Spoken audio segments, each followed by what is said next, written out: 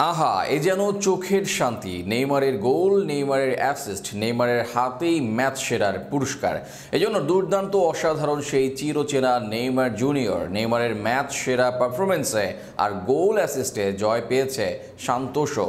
এক যুগ পর ঘরের ক্লাবে এসে প্রথমবার জয়ের দেখা পেলেন নেইমি দুর্দান্ত পারফরমেন্স আর ম্যাচ নিয়ে বিস্তারিত থাকছে প্রতিবেদনে।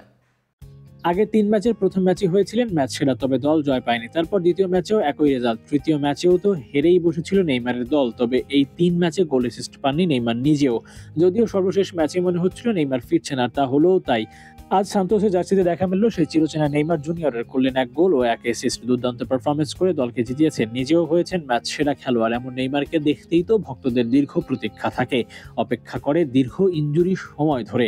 পুরো ম্যাচে সান্তোসের করা ৩ গোলের মধ্যে একটি নেইমার করিয়েছেন, আরেকটি নেইমার নিজেই করেছেন। গোল অ্যাসিস্ট ছাড়াও ৮৫ মিনিটে খেলে ৭৪ টাচে ৮৭ ভাগ হারে ৪৬টি সফল পাস দিয়েছেন নেইমার জুনিয়র। ৩টি সফল লং বলের সাথে একটি করে শট করেছেন অন টার্গেট অফ টার্গেটে। ১৩ চেষ্টায় ৬ বারই ডুয়েলস জিতেছেন, ৩ বার সফল ড্রিবলসও করেছেন তিনি। সব মিলিয়ে নেইমার ছিলেন পুরো ম্যাচে আই টাচিং, যা দেখতেই মাঠে এসেছিল দর্শকরা। পাওলিস্টা এ1-এ আজ সান্তোস মুখোমুখি হয়েছিল আগুয়েরা সান্তার, যেখানে ম্যাচ শুরুর মাত্র ১৪ মিনিটেই নেইমার জুনিয়রের গোলে এগিয়ে যায় সান্তোস। প্রথমার্ধ শেষ হওয়ার আগেই খেলার ২৬ মিনিটে থাসিয়ানোর গোলে ব্যবধান ২-০ করে নেইমারের দল।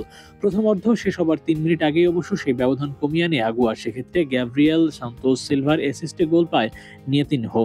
২-১ গোলের ব্যবধান এগিয়ে থেকে প্রথমার্ধ শেষ করলে ম্যাচের দ্বিতীয় অর্ধে বেশ কিছু চেষ্টায় গোল পাচ্ছিল না কোনো দল। তবে শেষমেশ খেলার ৭০তম মিনিটে নেইমারের অ্যাসিস্টের ব্যবধানে ৩-১ করেন গুইলার্মে।